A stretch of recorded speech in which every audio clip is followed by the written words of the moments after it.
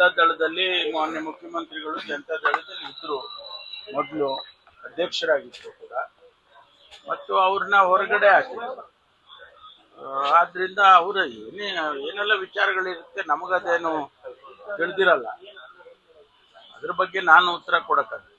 ಸಾಮಾಜಿಕ ನ್ಯಾಯದ ಬಗ್ಗೆ ಸಿಎಂ ಅವರು ಭದ್ರಾಗಿದ್ದೀವಿ, ಕೊನೆ ಉಸಿರವರೆಗೂ ಹೋರಾಟ ಮಾಡ್ತೀವಿ ಅಂತ ಹೇಳಿದ್ದಾರೆ.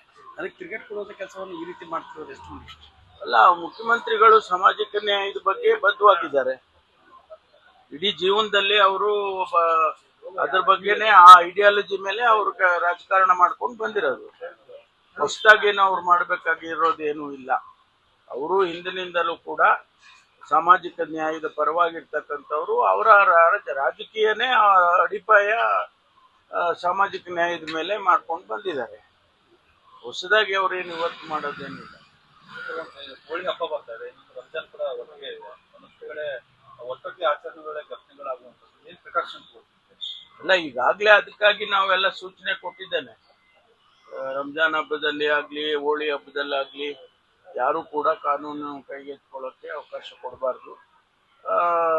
ಸ್ಮೂತ್ ಆಗಿ ಆಗ್ಬೇಕು. ಹಬ್ಬ ಆಚರಣೆ ಮಾಡೋದೇ ಅದಕ್ಕೆ. ಹಬ್ಬ ಸಂತೋಷದಿಂದ ಆಚರಣೆ ಮಾಡಬೇಕು.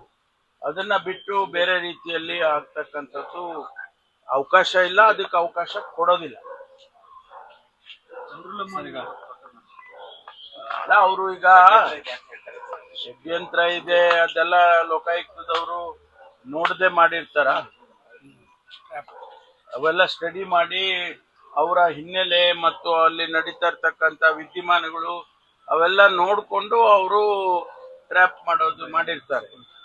ಮತ್ತು ಮುಂದುವರೆದು ಅದು ಅವರು ತನಿಖೆ ಮಾಡಿ ಕೋರ್ಟಿಗಾಗ್ಲಿ ಮತ್ತೆ ಅದು ಕಾನೂನು ಪ್ರಕಾರ ಏನ್ ಕ್ರಮ ತಗೊಳ್ಬೇಕಲ್ವಾ. ಅವರು ಲೋಕಾಯುಕ್ತದವರು ಸುಮ್ಮನೆ ಮಾಡೋದಕ್ಕೆ ಅನೇಕ ಸಂದರ್ಭದಲ್ಲಿ ಅವ್ರ ಮೇಲೂ ಕೂಡ ಹೇಳ್ತಾರೆ.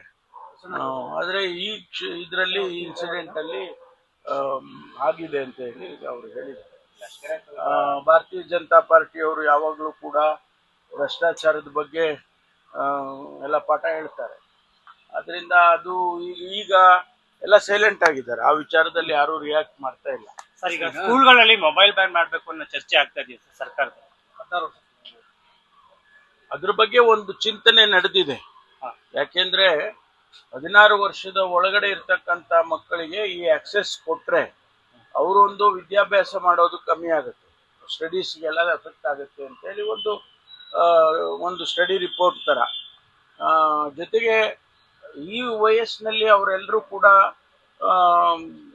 ಓದಿ ದೊಡ್ಡವರಾಗುವ ಸಂದರ್ಭದಲ್ಲಿ ಅವ್ರನ್ನ ಡೈವರ್ಟ್ ಮಾಡಿಕೊಂಡು ಮಾಡೋದು ಸರಿ ಇಲ್ಲ ಅನ್ನುವಂಥ ಅಭಿಪ್ರಾಯಕ್ಕೆ ಬಂದಿದ್ದಾರೆ. ಆಮೇಲೆ ಬಹಳ ದೇಶಗಳಲ್ಲಿ ಇದಕ್ಕೆಲ್ಲ ಎಕ್ಸ್ಟೆನ್ಸಿವ್ ಸ್ಟಡಿಗಳು ಮಾಡಿ ಅದನ್ನ ಬ್ಯಾನ್ ಮಾಡಿದ್ದಾರೆ. ಈಗ ಆಸ್ಟ್ರೇಲಿಯಾದಲ್ಲಿ ಮಾಡಿದ್ದಾರೆ, ಯುರೋಪಲ್ಲಿ ಬೇಕಾದಷ್ಟು ದೇಶಗಳು ಮಾಡಿದ್ದಾವೆ. ನಾವು ಅದ್ರ ಬಗ್ಗೆ ಒಂದು ಚಿಂತನೆ ನಡೆಸಿದ್ದೇವೆ. ಮಾನ್ಯ ಮುಖ್ಯಮಂತ್ರಿಗಳು ಕೂಡ ಅದ್ರ ಬಗ್ಗೆ ಇದನ್ನ ಬ್ಯಾನ್ ಮಾಡಬೇಕು ಅನ್ನುವಂಥ ಚಿಂತನೆಯನ್ನು ಕೂಡ ಅವರು ಕೂಡ ಚಿಂತನೆಯನ್ನ ಹರಿಸಿದ್ದಾರೆ. ಅದಕ್ಕೇನು ಸಾಧಕ ಬಾಧಕಗಳು ಅದೆಲ್ಲ ಸ್ಟಡಿ ಮಾಡಿ ತೀರ್ಮಾನ ಮಾಡ್ತೀವಿ.